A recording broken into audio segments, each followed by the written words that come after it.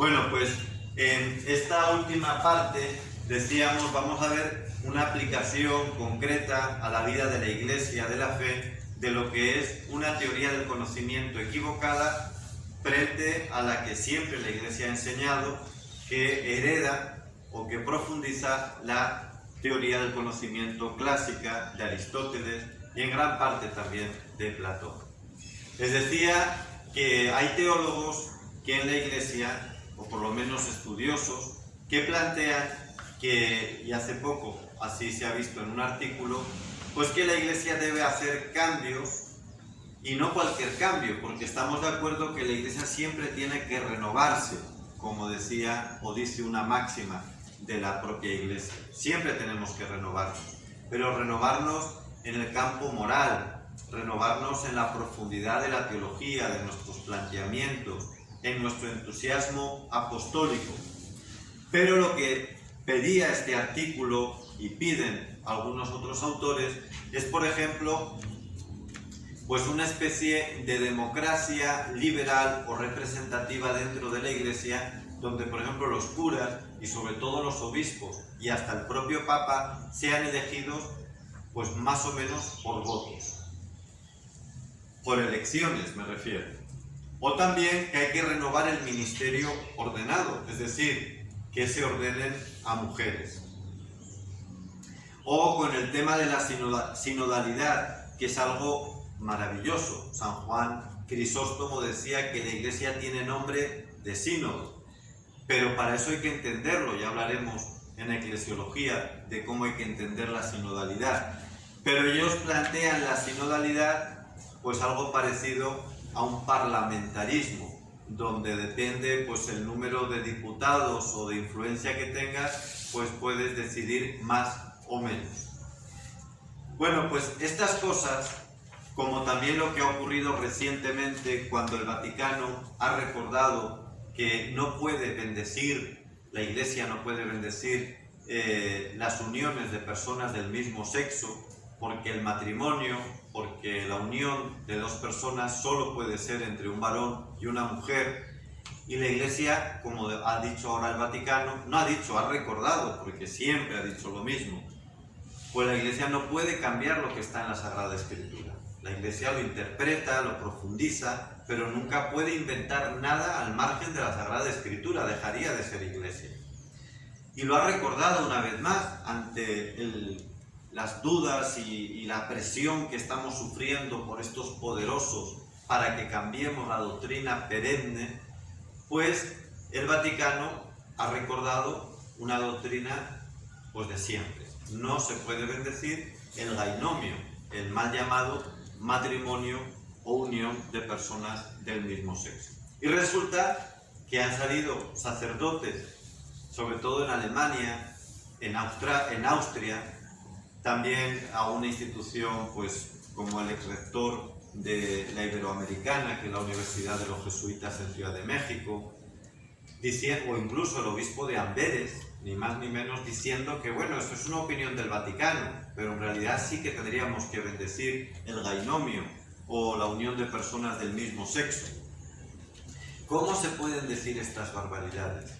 Tanto esto que de las personas del mismo sexo, como el que se ordenen mujeres al sacerdocio, como que los obispos sean elegidos por votos, o la concepción sinodal como si fuese una representación parlamentaria. ¿Por qué se llegan a estas barbaridades?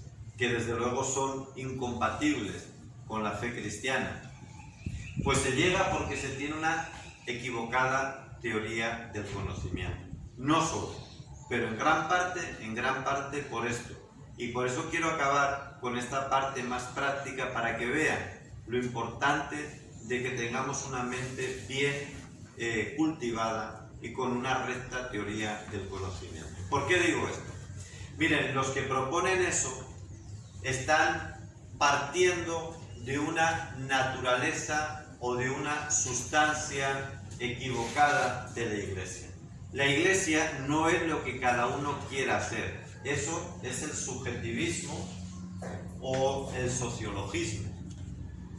La Iglesia no puede cambiar de acuerdo a las circunstancias de la época, porque ahora esté de moda estas corrientes, porque se nos presione por los medios de comunicación, por las universidades, porque el lobby LGTBIQ quiera meter esto a como dé lugar. La Iglesia no puede cambiar de acuerdo a la época, como nos dice. Puede cambiar en ciertas cuestiones, en las accidentales, pero hay cuestiones que son sustanciales, que son de su propio ser, de su propia naturaleza, que no pueden cambiar. Como decíamos en la postura realista, eso está ahí.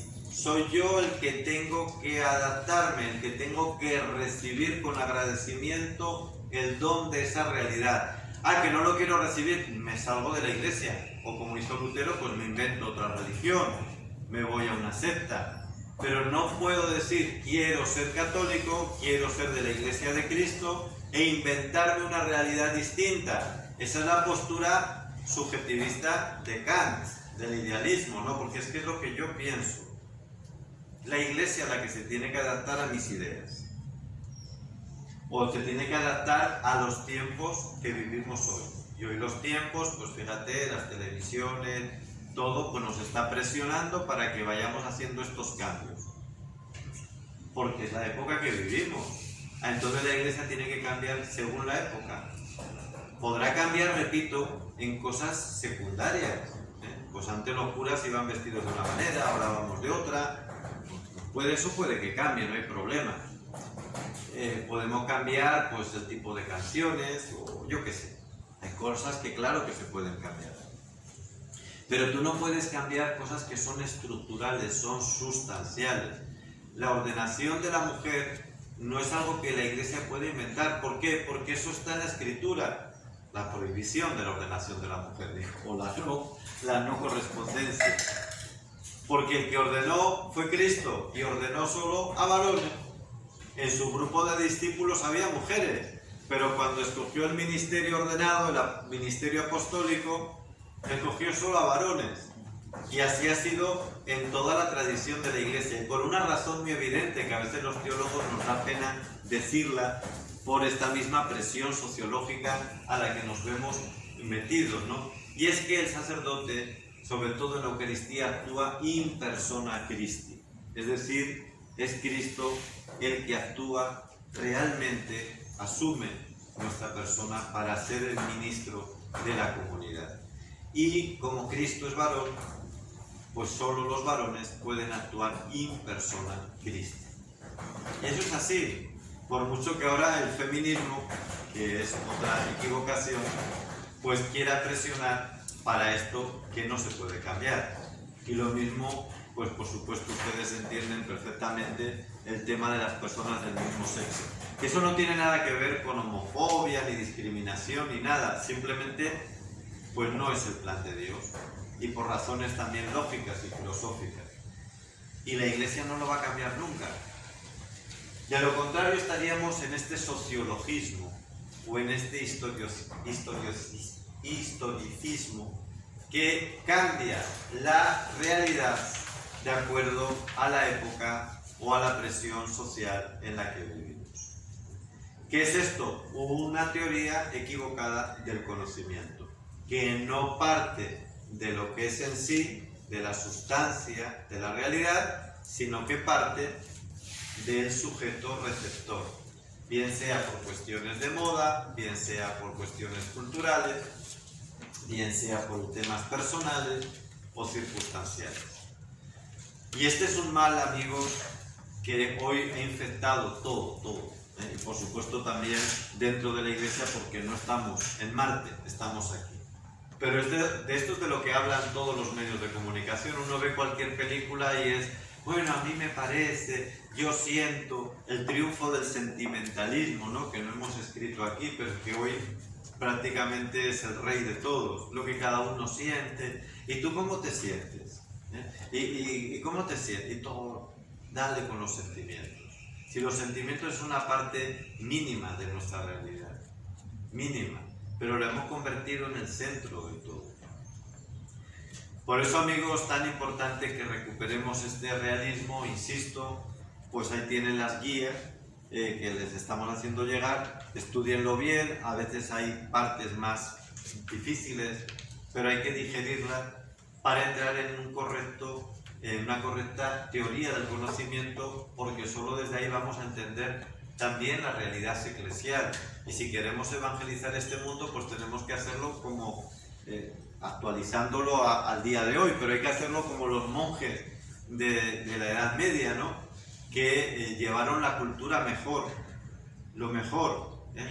Fíjense que cuando se crea lo que hoy es la Universidad de Oxford en Inglaterra, cuando se crea esa universidad, que la crearon los benedictinos, pusieron las bases, pues hay un relato, ¿no?, del tiempo, de aquella época, donde iban explicando las materias fundamentales con las obras cumbres de la literatura y de la sabiduría: Prisciliano, Quintiliano, Cicerón. Y así es como enseñaban a los muchachos de campesinos, niños y niñas. ¿A qué me refiero? Pues que aquella gente se tomó muy en serio lo mejor de la filosofía y de la literatura para hacer una verdadera evangelización. Hoy la evangelización no es cuestión de técnicas, cuidado, que aquí nos estamos reduciendo y estamos cayendo en lo mismo, en una tecnocracia dentro de la propia evangelización. Lo importante es el hacer, lo importante son las campañas, lo importante son las reuniones, lo importante es la planificación. Eso es un error. Lo importante es el ser. Lo importante es que tengamos claro los principios, que los vivamos, pero que también lo tengamos claro. Y de ahí vendrá de forma mucho más natural y espontáneo el hacer, y estaremos urgidos por hacer mucho más y mejor. Pero toda esa obsesión que hoy tenemos por técnicas pastorales, por campañas pastorales, que cambian como las modas, y que todo se te va en reuniones, en planificaciones y en afiches y en cartelería, todo eso es algo contraproducente. Y por eso es también contraproducente la moda que se llama la primacía de lo pastoral. Es otra barbaridad que nos viene también de un teólogo de influencia kantiana, todo tiene que ver, que se llama Karl Rahner, jesuita, que impuso también esta moda de la primacía de lo pastoral. Lo importante es el hacer en el campo pastoral. No señor, no Karl Rahner, ni todos los que luego le han seguido con mucho complejo. Lo importante es tener claro el qué, el para qué, y vivirlo, por supuesto. Cuando eso lo retomemos de verdad, pues entonces el hacer, la evangelización, va a venir de manera natural, urgida, y va a ser una evangelización que va a ir por los caminos correctos, y no estos palos que estamos dando, palos de ciego, que un año cambiamos, al próximo año lo otro, y ahora nos vamos para aquí, y ahora para allá, porque en definitiva no sabemos, somos como, estoy generalizando por supuesto, pero somos como esos pollos que les cortan la cabeza y se ponen a correr, pues llenándolo todo de sangre y estropeando todo, ¿no? Porque sabe que el pollo a veces tarda en morir, entonces le corta la cabeza y todavía sigue, pues así parecemos, pollos sin cabeza. Nos falta la teoría, nos faltan los principios, porque tenemos una teoría del conocimiento muchas veces deficitaria y hemos puesto lo esencial en lo que no lo es. Así que amigos, espero que les haya servido. Este ha sido, por lo tanto, este tema tercero sobre la teoría del conocimiento, y les espero en el siguiente tema. Que Dios les bendiga a todos y la Virgen nos acompañe.